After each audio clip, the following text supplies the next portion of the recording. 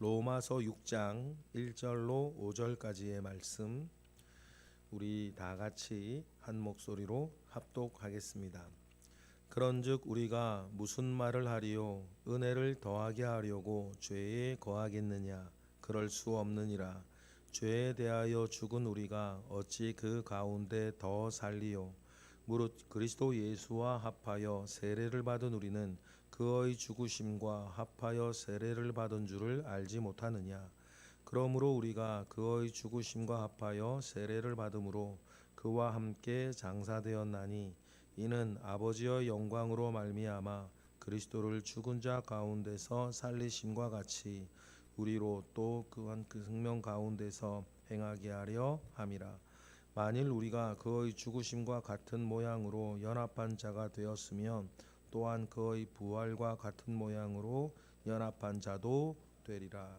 아멘.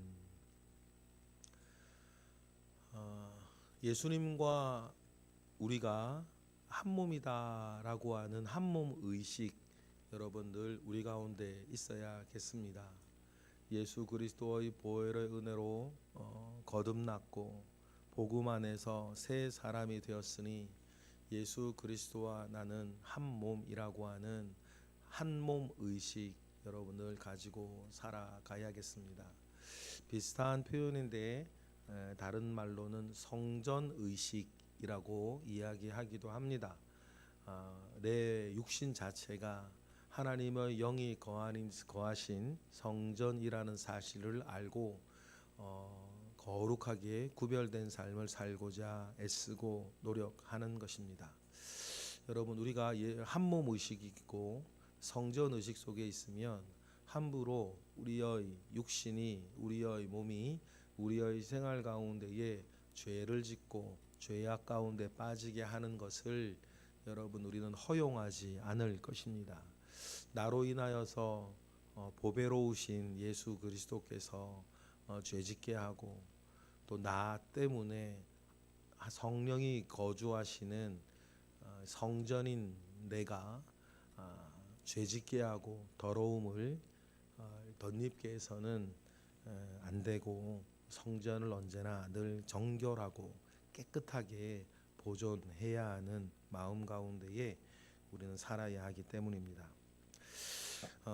오늘 이런 이야기를 하게 되는 것은 율법은 죄를 죄로 알게 하고 하나님의 법의 순종 여부를 우리는 체크하게 됩니다. 그런데 사람은 죄 가운데 거하며 사람으로서는 희망이 없는 거죠. 그런데 하나님이 세우신 또 한 사람으로 인해서 예수 그리스도 그 분으로 인해서 우리는 은혜로만 그 희망이 없는 존재에서 벗어나 큰 은혜를 얻고 큰 죄에서 벗어나 생명과 복락을 약속받은 상속자가 되었습니다. 그러니 큰 죄, 내가 죄인인 것을 아는 사람은 하나님 아버지 앞에 감사와 은혜 가운데에 살게 되어지는데 어제 본문 이런 얘기인 거예요. 감기 걸렸다가 나은 사람과 암 걸렸다가 나은 사람이 병이 다 나은 다음에 뭐가 더 기쁘겠냐. 감기 걸렸다가 나은 사람은 뭐 좋죠.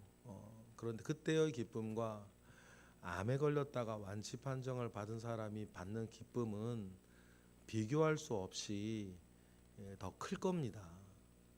그런데 그 기쁨이 더 크다고 감기 걸리는 것보다 암 걸리기를 소원하고 바라는 사람이 있겠습니까? 감기 걸렸다가 나은 것보다 암 걸렸다가 나은 것이 더 기쁘다고 해서 나는 암 걸렸다가 나아야겠다. 암 걸려야겠다. 기왕이면 사기 말기로 걸려야겠다. 그렇게 생각하는 사람은 없는 거 아니에요?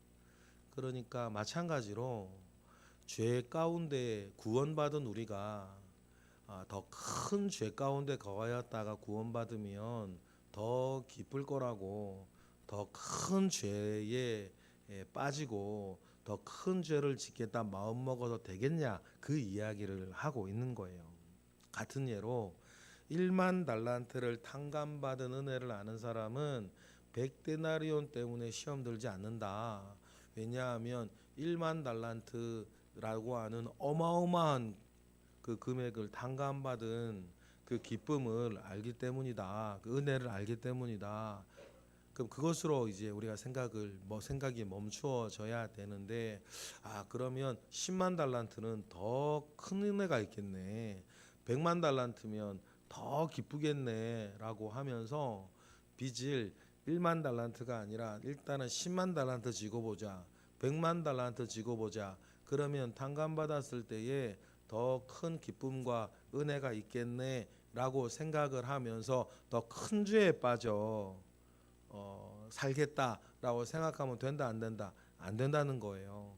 왜냐하면 그것은 도리도 아닐 뿐만 아니라 구원받은 전이나 은혜를 위한 구원받은 뒤이라도 우리가 한몸 의식, 성전 의식을 가지고 산다면 그럴 수 없고, 그것은 하나님의 용서의 은혜, 복음의 은혜를 모욕하고 모독하는 것밖에 더 되겠습니까?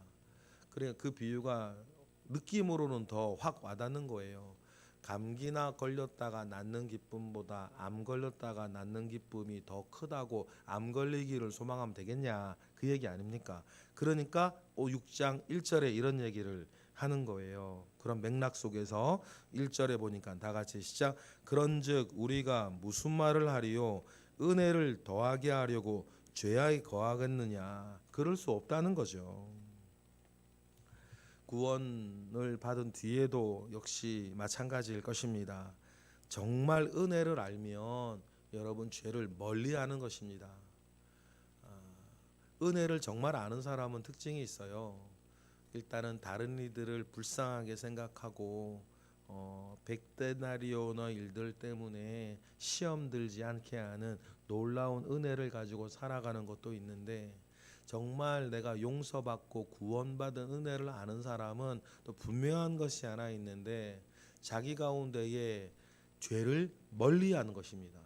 내가 어떤 은혜를 받았는데, 어떤 구원을 받았는데 그 은혜를 아는 사람이 여러분 죄 가운데 거하겠습니까? 그러니까 은혜를 더하게 하려고 죄에 거하겠다. 바울이 믿음을 이야기하고 은혜를 이야기하면 이것을 마치 공짜 의식 비슷하게 생각을 하면서, 그러면 뭐 은혜니까 믿음이니까 또 죄 지으며 살면 되겠네. 그러면 더 큰 죄 지으면 더 큰 용서, 더 큰 은혜 받고 더 큰 기쁨과 더 큰 좋은 일들로 받아들여지겠네. 그런 비아냥거리는 사람들이 있겠죠. 그래서 6절처럼 은혜를 더하게 하려고 그러면 죄를 거하겠냐 묻는 거예요. 그래서 답변이 2절 같은 거 아니겠습니까? 2절 읽어볼까요? 시작. 그럴 수 없느니라. 죄에 대하여 죽은 우리가 어찌 죄의 그 가운데 더 살리요. 그럴 수 없는 것입니다. 여러분, 은혜를 아는 사람은 특징이 있어요. 은혜를 아는 사람은 특징이, 좀 전에 말한 그런 특징이 있습니다. 그런데 은혜를 제대로 모르는 사람이요, 아니면 좀 더 가서 은혜를 잊은 사람은 죄에 대해서 함부로 허용하는 거예요. 괜찮다고 생각을 해요. 어제 죄를 지어도 오늘 삶이 이상이 없고, 오늘 죄를 지어도 내일 삶도 이상이 없겠거니, 그 죄에 대해서 자꾸만 가볍게 생각하고 허용하는 거예요. 입의 죄도 마찬가지고, 마음이나 생각의 죄도 마찬가지고, 몸의 죄도 마찬가지예요. 그러니까 그럴 수 없는 것 아닙니까? 우리는 죄에 대해서 죽은 자라고 하는, 여러분 시체를 여러분 보신 적이 있으시겠지만, 여러분 시체의 뚜렷한 특징은 저도 여러 번 보기도 하고 만지기도 하고 했었는데 아무런 반응이 없어요. 아무런 반응이 없더라고요. 이 정도 꽉 쥐고 주무르면 아야 해야 되는데 아무런 반응이 없어요. 죄에 대하여 죽은 자, 죄에 대하여서 우리가 시체된 자다라고 하는 말이 그 말인 거예요. 그래서 우리는 죄와에 대해서 악한 일에 대해서는 미련한 자, 시체와 같은 자인데 어떻게 우리가 자꾸만 죄에 살려고 하겠느냐. 죄에 대해서는 우리가 시체가 되어야 된다. 그 이야기를 합니다. 그러니 여러분 우리는 꼭 기억해야 될 게 뭐냐면 믿음은 행위로 증명이 되는 것입니다. 로마서에도 그런 얘기 많이 나오고 야고보서엔 정말 강력하게 나오죠. 믿음은 행위로 증명되는 거고 여러분 은혜는 겸양으로 증명되는 겁니다. 은혜는 겸양으로 증명된다는 건 두 가지인 거예요. 다른 사람들을 보았을 때 내가 1만 달란트를 탕감받은 은혜를 아는 사람은 인간 사이에 있는 100데나리온으로 인하여서 시험 들지 아니하고 용서하고 불쌍하게 생각하는 겸양이 있다는 것이고, 또 두 번째 겸양은 뭐냐면 은혜를 아는 사람으로서 하나님과 예수 그리스도 앞에서 겸양하고, 그 말은 결국 뒤집으면 뭐냐면 죄에 대하여서 우리가 정말 겸양하여서 죄를 함부로 허용하지 않는다는 거예요. 그러니 믿음은 행위로 증명되고 은혜는 겸양으로 증명된다라고 하는 말은 맞는 말이죠. 그러니 여러분 우리가 은혜를 아는 사람으로서 내가 죄에 대하여서 멀리하고 늘 떨쳐버리고 늘 회개하고 발을 씻는 심정으로 나를 늘 깨끗하게 해야 될 줄 믿습니다. 왜 그러냐면 3절 우리 읽어보시면 시작. 무릇 그리스도 예수와 합하여 세례를 받은 우리는 그의 죽으심과 합하여 세례를 받은 줄을 알지 못하느냐라고 이야기하면서 여기서 세례 얘기가 딱 나와요. 그러면 세례는 여러 가지 의미가 있는데 세례는 여기서의 세례의 의미는 뭐냐면 죄 씻음의 고백이에요. 여러분 몸에 떼는 비누로 씻는데 여러분 우리 영육의 죄는 예수 그리스도의 보혈로 씻는 것 아닙니까?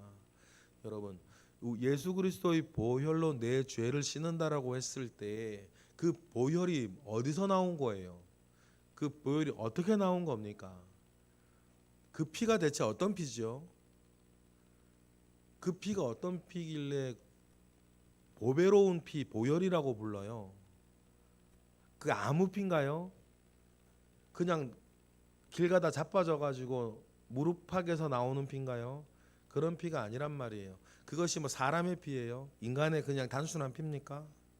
그런데 내 죄는 몸에 떼는 비누로 씻고 내 죄는 그리스도의 보혈로 씻는다라고 했을 때 그 피가 어떤 피인지를 알면 가능하면 할 수 있는 한 그 피를 존귀하게 여기고 귀하게 여겨서 구원받은 뒤에 정말 큰 구원의 보혈의 은혜로 구원받은 죄 씻음을 얻고 대속의 은혜를 알고 구원받아 의롭게 되어지고 하나님의 자녀, 하나님의 상속자가 된 뒤에는 그 피가 어떤 피인지 알기 때문에 그 피로 다시 내 죄를 씻을 일이 없도록 여러분 우리를 정말 단정하게 깨끗하게 값비싼 새 옷을 입고, 얼마짜리 새 옷이라 될까요? 막 정말 값비싼 새 옷을 입고 그것도 하얀색 새 옷을 입고 막 뭐 1,000만 원이 넘는 막 2,000만 원짜리 새 옷을 하얀색 새 옷을 입고 여러분들이 그 뭐 명품이라고 말하는 그 몇천만 원짜리 옷을 입고 말이에요. 길을 갈 때에 아무렇게나 다니겠어요. 그거를 그 옷이 비싼 걸 아는데 그냥 무릎 툭 튀어나온 검은색 추리닝 입고 다닐 때하고는 다른 거 아닙니까? 얼마나 조심하시겠어요. 예수 그리스도의 보혈이 어떤 것인지를 알고 그 보혈 안에 내가 씻음 받은 사람이라는 것을 알면 내가 다시 죄를 묻히고 죄를 짓고 살아가는 것에 대해서는 여러분 정말 철저하게 끊으려고 애를 쓰고 내 입을 더럽히지 않으려고 하고 내 눈과 귀를 더럽히지 않으려고 하고 내 마음과 생각을 더럽히지 않으려고 하고 내 몸을 더럽히지 않으려고 하는 그 겸양, 은혜를 아는 사람으로의 겸양이 있는 거다. 그래서 제가 종종 말씀드리잖아요. 내 죄나 다른 사람들의 허물과 죄에 대해서 그 사람 앞에서 그저 내가 좋은 사람 되려고 함부로 괜찮다고 말해주면 안 되는 거예요. 뭐를 아는 사람은 보혈의 은혜를 아는 사람은. 그런데 내가 친하다고, 내가 이해해주는, 내가 마음 넓은 사람 되려고 함부로 괜찮다고 말을 해요. 여러분, 절대로 안 되는 것입니다. 안 되는 건 안 되는 거고, 그 말해주는 게 사랑이고, 말해주는 게 여러분 그를 존귀히 여기는 거고, 오늘 본문 가운데에서도 그리스도의 보혈이 어떤 것인지를 아는데 함부로 괜찮다 그러면 안 되고, 그러니까 1절에 나오는 것처럼 은혜를 더하게 하려고 죄 거할 수는 없는, 정말 보혈의 은혜를 아는 우리 모두가 되기를 바랍니다. 그러니 4절에서도 보면 우리는 죄에 대해서 예수와 함께 죽은 사람이라는 거예요. 시체가 되었다는 거죠. 정말 시체를 제가 막 주물러 본 적이 있습니다. 굽지 말라고. 이 정도 주무르면 아프다고 해야 되는데 제가 힘도 세단 말이에요. 근데 아무런 반응이 없더라고. 죄에 대해서 우리가 죽은 자다, 죄에 대해서 내가 시체다라고 그 말이 무슨 말인지 제가 알겠더라고요. 제가 어떻게 해도 반응을 안 해요. 4절이 그 말 아닙니까? 왜 그렇습니까? 시작. 그러므로 우리가 그의 죽으심과 합하여 세례를 받음으로 그와 함께 장사되었나니 이는 아버지의 영광으로 말미암아 그리스도를 죽은 자 가운데서 살리심과 같이 우리도 또 새 생명 가운데서 행하게 하려 하심이라. 우리가 먼저는 죄에 대하여서 장사된 자다, 죽은 자라는 거예요. 왜 그렇게 됐냐? 이제는 새 생명 가운데 행하게 하라는 거다. 그러면 여러분, 우리가 연약함이 있고 부족함이 있지만 우리의 가진 은혜, 나의 또 각오와 다짐은 이제는 나는 죄에 대하여 죽은 자요, 하나님에 대한 산 자로 살아가는 것, 그래서 새 생명 가운데에 행하게 하는 것, 구원받은 자로서. 그러니 여러분, 바울이 로마서가 믿음으로 인한 구원, 은혜로 인한 오직 구원에 대한 이야기를 강하게 이야기하지만 구원받은 자의 그 행위에 대해서 누구보다도 강조해요. 왜요? 바울도 너무나 잘 알죠. 그 은혜를 아니까. 은혜를 아는 사람이 함부로 자기 몸을 놀릴 수가 없고, 은혜를 아는 사람이 함부로 나의 영혼을 여러분 내버릴 수가 없는 것 아니겠습니까? 그래서 바울 역시 결코 행위를 가볍게 여기지 않아요. 경시하지 않습니다. 그러니 여러 행위는 구원의 조건이 아니고 구원받은 결과로 나와야 되는 거예요. 우리 행위로 구원받는 건 아니니까. 저는 여러분들도 잘 아시다시피 구원받은 사람들의 행위를 굉장히 강조하는 사람이에요. 그런데 저도 결코 행위를, 선행을 구원의 조건으로 말하질 않아요. 대신 어떻게 말하는 거예요? 구원받은 사람의 증거로 말하는 거예요. 그러니 여러분, 행위는 구원의 조건이 아니고요, 구원의 결과예요.